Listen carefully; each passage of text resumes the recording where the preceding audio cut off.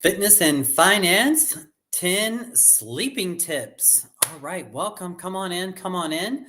Please let us know where you're coming as from. I'm coming at you from my home in Tucson, Arizona, and so grateful to be here. So, today we're going to talk about sleeping tips. When it comes to my fitness philosophy, as you may already know if you followed any of my other videos, these are the 5 things that I focus on with myself and with my clients: exercise, nutrition, recovery, supplementation, and mindset. But recovery is a really important part. So I just wanted to share a few things today with whoever, if you're interested. It may or may not be for you, and either way is okay. But sleep is really important. Before I dive into that, if you have any curiosity about coaching or what does it involve or how you can benefit from that or connect with me, please send me a message or messenger wherever you're at. My information is right there. Send me a smoke signal, something. Reach out to me, take action, and let's connect. Let's collaborate. Let's work together and get you to be the best that you can be. We're all good at something. Fitness is what I've been passionate about, and feel like I can do something. I can work with you in whatever situation you're in. I feel like we can improve it and you can be better. And if that's what you want, please reach out to me, and love to talk to you about your goals and find out, what you're looking to do. And I can share with you how I can serve you with that. Now, when it comes to sleep, I've had the opportunity, and I'm grateful to be able to have trained 3 different neurologists over the last few years. And they all know obviously a lot about neurology, brain, right? So, a lot about sleep, and they've all said, how important sleep is, and they go on about the hours and stuff. I'm not going to get into that right away, but the idea is that we want to have great sleep, and there's so many benefits to that. So before I get into the 10 tips, I did want to share with you some of the health benefits. Like, what are some of the health benefits of sleep? Well, we get sick less often. We stay at a healthy weight. You lower your risk of serious diseases like diabetes and heart disease. You reduce stress and improve your mood. You think more clearly and do better work or school. You get along better with people, not so edgy. And you make good decisions and avoid injuries. And this is one thing I'm working on right now. I'm recovering from an injury. And then also, too, it says drowsy drivers make up thousands of accidents. So we don't want to even get into that. But sleep is when we repair. There's so many good things. So with that in mind, I'm going to do a quick volume check. Just make sure we have volume. This is one thing And I'm we do working have volume. Okay. Just making sure. So who better to ask right now than artificial intelligence? If y'all have not tried asking artificial intelligence questions, I encourage you to give it a shot. It has really upped my game. It's up my personal training game with people. It's up my just in my own personal life. Some things I'm trying to figure out what to do and just ask it. It's helped me write a couple of letters and stuff that I was struggling writing. So I thought, well, let's ask it about sleep, right? So I went to and it's free right now. Currently, I guess it's open. That's kind of the phase we're in right now. But it's chat.openai.com, chat.openai.com. So I asked it, and it's funny how you have to ask it questions kind of specifically. Like you can't assume certain things unless, I guess, they program it. It's kind of funny. But anyway, I don't want to get into that. It's kind of complicated. But so I asked it, explain how to achieve optimal sleep in humans in simple terms, right? So it gave me 10 good tips, right? So let's just go over them together. I'm going to take this to heart myself. I'm really, my goal is to achieve, 7.5 to 9 great, quality hours of sleep every day consistently. I mean, it's just what we need. And so it's very helpful. It helps you recover. If you want to, all these benefits we talked about, have some of these benefits, this is how we can do it. So that's part of my goal. You do what's right for you. But here are 10 tips to do better with sleep. Number 1 is stick to a consistent schedule, right? So that's, for me, I'm currently doing like 8 to 4. So sometimes 9 to 5, 10 to 6. But generally, sometimes I start early, so 8 to 4 or 9 to 5 or 10 to 6, right? So I get that guaranteed 8. Sometimes I program in the 9. I don't get to do that all. I always program in 8. I'm gonna 8 hours, but sometimes I'll do 9. So 8 to 5, 9 to 6, 10 to 7. I do the best I can. Try to go to bed and wake up at the same time every day. So that's really been my 8 to 4 has been my same time every day. Just trying to stick to that routine. Helps regulate your body's internal clock and promotes better sleep. Number 2, create a sleep-friendly environment. Make sure your bedroom is cool, dark, and quiet. Use curtains, earplugs, white noise machines to block out any distractions. I know my brother likes to do that. That may disturb your sleep. Number 3, establish a bedtime routine. This is something I'm working on. So I'm trying to, not work and be engaged and work all the way up to 8 o'clock, boom, and then bed. There's got to be a routine. So I kind of like having an hour or two. Right now I just allow an hour, but depending on what phase of life we're in. But I try to at least have an hour right now. Engage in relaxing activities before bed, such as reading a book, taking a warm bath, practicing breathing exercises. I love this. Great idea. This is one thing I haven't been doing personally enough of, and I'm going to start implementing this. This signals your body that it's time to unwind and prepare to sleep. That's so important. It's like that Pavlov's dog situation. So it's like once you start reading a book, that's your thing, or take a bath. I love taking a warm bath, or sitting in a jacuzzi, or deep breathing exercises. I haven't been doing that enough as I'd like to, but if you have this routine, your body gets that signal. It knows, okay, it's time to unwind, ready for sleep. So you kind of have that phase down. I feel like we have to have that phase down.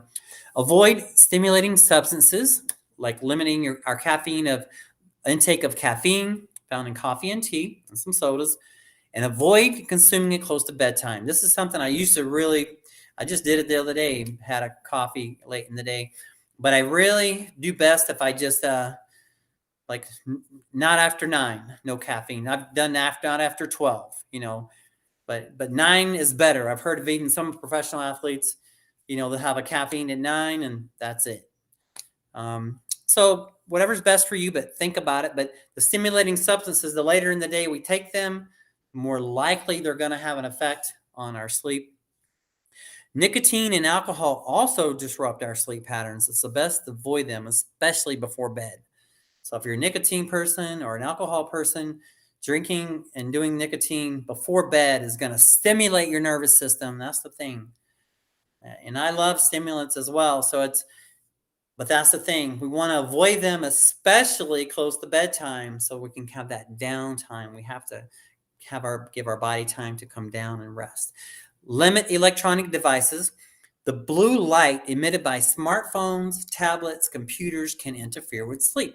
Try to avoid these devices at least an hour before bed. If necessary, use a blue light filter or a switch to night mode. I've seen a couple of my mentors, I don't know, they're experimenting with these red light glasses or something, but there is a lot to do with this. I don't understand it a whole lot, but I get that for me, if I'm going to go to bed at 8, by 7, no more limited electronic devices. Exercise regularly. Engaging in regular exercise can help promote better sleep. I've exercised my whole life, and I found that, since 13, and I found that, man, you sleep good when you've had a good workout. You just sleep good.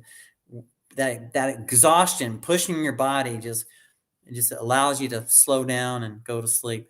Just make sure you finish your workout at least a few hours before bedtime.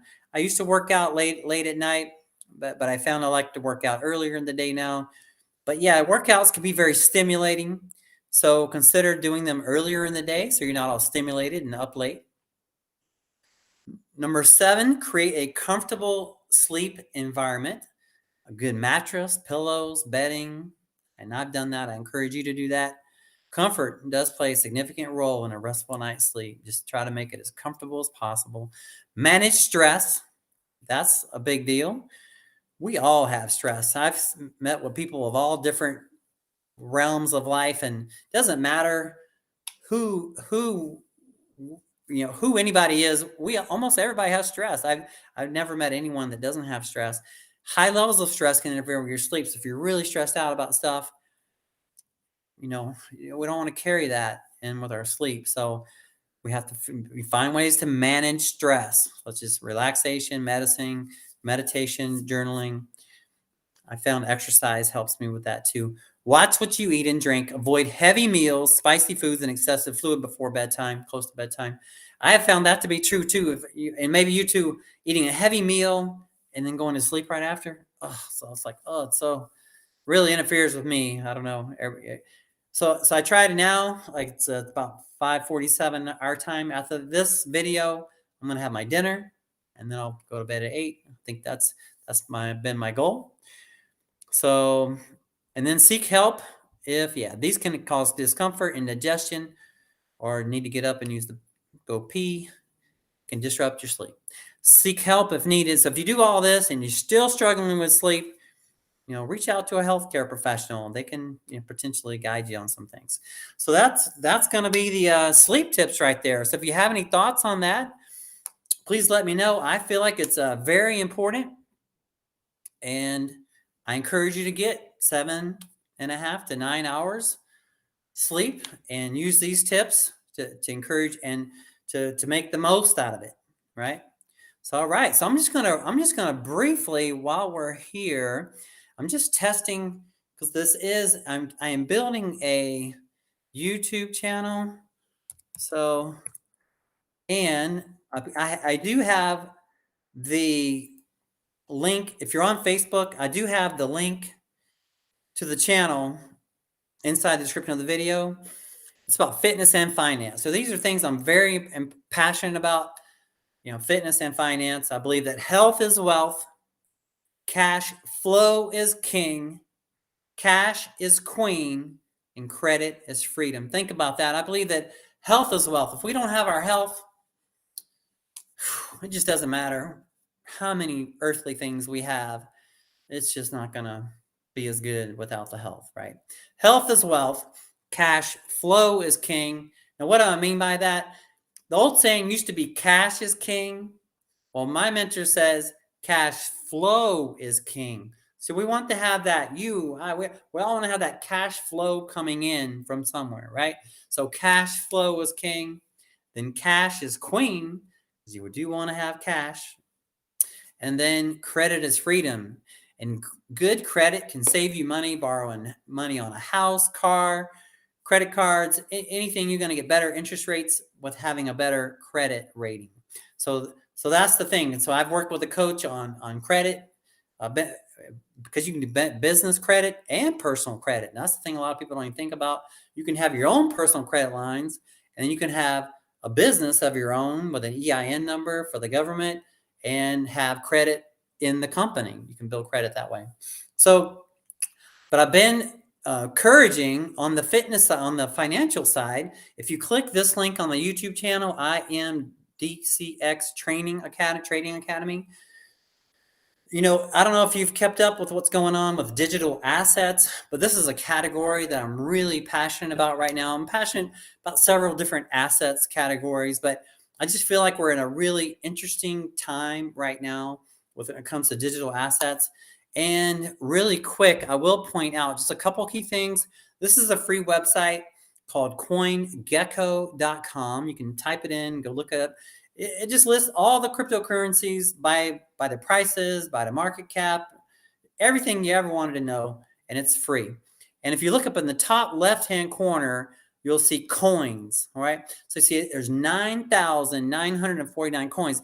Now, how in the world, unless you just take this on as a full-time endeavor, how in the world are you going to keep up with all this? It's hard for anybody, right? So, but if you're a member in the academy, let's see here, did I save it? Okay, you would just go to your IM Center. Okay, you're going to go live. Okay, I'm going to go live, and then we're going to click the DCX Academy, because there's more than one academy. And we have access to over 200 different passionate educators that teach us all about what's going on in this world of digital currency. And so whether you like it or not, or whether you look at it or not, it's coming. And so if you're curious, if you have any curiosity, please reach out to me and let's collaborate. I'm a representative of the company. I'm looking for subscribers to join in the academy. And then you have access to, like, one of my teachers, Oran. Oh my gosh, this guy is so passionate about teaching. And he has a class called The Starting Point. And he teaches all about all the cryptocurrencies, even like Forex is like other currencies like the euro, the JPY, the CAD, the Canadian dollar. I mean, there's all kind of things you can get involved with. I mean, it's really, it feels limitless, and you have access to it. But if you don't know about it, you're not gonna be aware. So if you have any interest at all about learning about the DCX Academy, please message me. Or if you're just bold and want to jump in head first, go to my YouTube channel, click the link here, and this will take you, and then you can join right there. It is about $175 a month. But if you refer 2 people, you can get your membership waived for that month. But then also too, if you're like me, if you're in the promoting business, you can share it with others, and then you get paid a commission. And it's a lot of people are making a nice cash flow, hint, hint, right? So that's cash flow, right? So I'm just going to leave you with that. Well, actually, I will do one more thing real quick, just for fun. Let's just point out the top 2 cryptocurrencies, just to familiarize yourself with it. Bitcoin and Ethereum, they're the top 2 out of all of them, okay? And so just be aware of that, right? And you don't have to, these are the prices.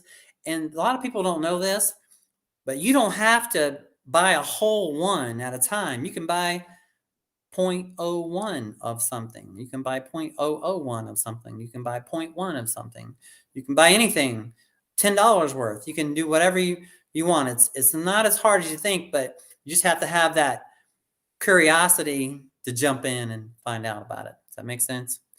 So I'm going to leave you with that. If you have any questions on what's that's about, please reach out to me. I'm very excited to talk to you about it. And then remember to get your 7.5 to 9 hours sleep a night.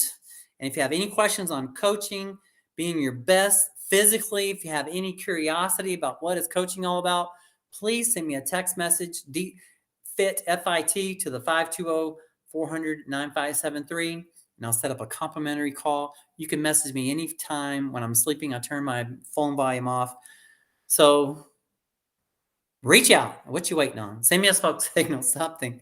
All right. So I appreciate your time and your energy. And we'll see you on the next lesson, Fitness and Finance, where health is wealth, cash flow is king, cash is queen, and credit is freedom. Think about it. See you on the next one.